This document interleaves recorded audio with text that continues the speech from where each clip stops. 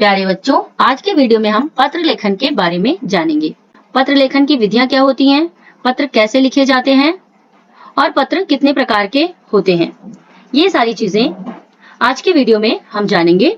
पत्र लेखन रचनात्मक लेखन का एक पार्ट होता है और ये आपके एग्जाम में 5 या फिर 4 मार्क्स का आता है। बच्चों, पत्र 2 प्रकार के होते हैं, औपचारिक पत्र और अनौपचारिक पत्र। अनौपचारिक पत्र आइए जानते हैं कि क्या होता है। परिवार के सदस्यों, मित्रों और रिश्तेदारों को लिखे जाने वाले पत्र अनौपचारिक पत्र कहलाते हैं। यानी जो पत्र हम अपने परिवार के सदस्यों को, अपने दोस्तों को, अपने रिश्तेदारों को लिखते हैं, उन पत्रों को अनौपचारिक पत्र कहते हैं। इनको लिखने में किसी भी प्रकार की औपचारिकता नहीं की जाती। अनौपचारिक पत्रों के अंतर्गत इन पत्रों को सम्मिलित किया जाता है। बधाई पत्र, शुभकामना पत्र, धन्यवाद पत्र, संवेदना पत्र, अन्य प्रकार के पत्र। अनौपचारिक पत्र का प्रारूप किस तरीके से होता है, आइए जानते हैं। किसी भी पत्र को 3 भागों में बांटा जाता है, पहला भाग, दूसरा भाग और अंतिम भाग। पहले भाग में पत्र लिखने वाले का पता लिखा जाता है, पत्र लिखे जाने की तिथि लिखी जाती है यानी डेट, पत्र प्रापक के लिए उचित संबोधन तथा पत्र पाने वाले के लिए उचित अभिवादन होता है। दूसरा भाग, इसमें क्या लिखा जाता है, इसमें पत्र लिखने का कारण लिखा जाता है कि आप किस कारण से पत्र लिख रहे हो, पत्र का मुख्य संदेश यानी आप क्या मैसेज दे रहे हो पत्र भेजने वाले को, अथवा कथन, सामान्य कथन तथा लेखक की अपेक्षाओं का उल्लेख रहता है, यानी पत्र लिखने वाला क्या कहना चाह रहा है, ये सारी चीजें दूसरे भाग में लिखी जाती हैं।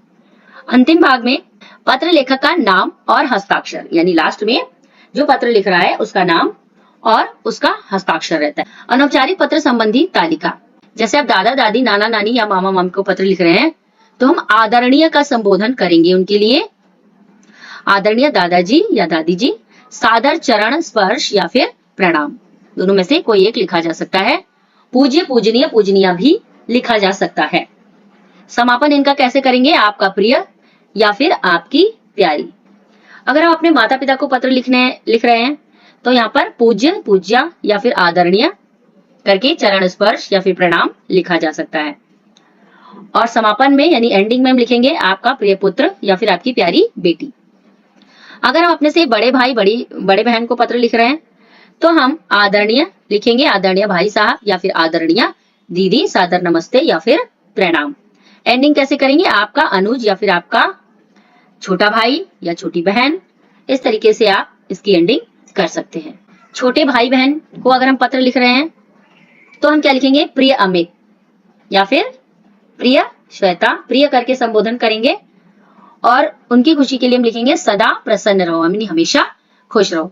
एंडिंग कैसे करेंगे, तुम्हारा भाई या फिर तुम्हारा बड़ा भाई, तुम्हारी दीदी, इस तरीके से इसकी एंडिंग करके अपना नाम लिख सकते हैं।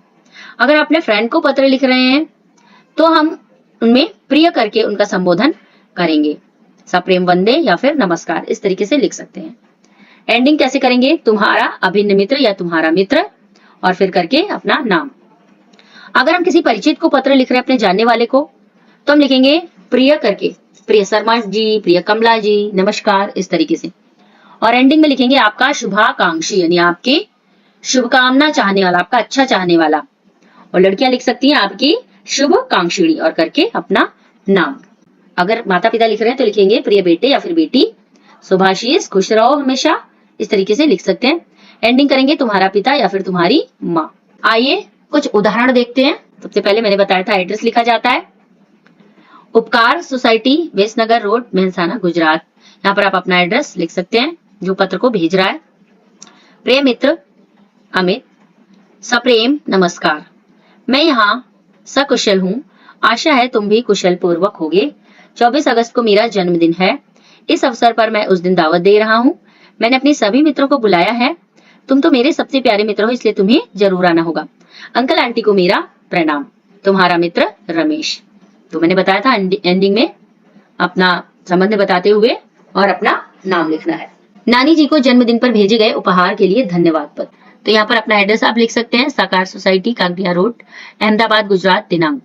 पूज्य नानी जी, सादर प्रणाम, मैं और माता पिता सभी सकुशल है, आशा है आप भी अच्छी होंगी।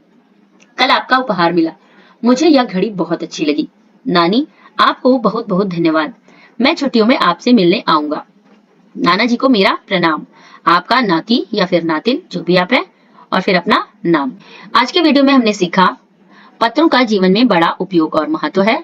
पत्र मुख्यतः दो प्रकार के होते हैं, औपचारिक पत्र तथा अनौपचारिक पत्र। पत्र के अनेक अंग होते हैं। अनौपचारिक पत्रों में सबसे पहले पत्र लिखने वाला अपना पता दिनांक सहित लिखता है।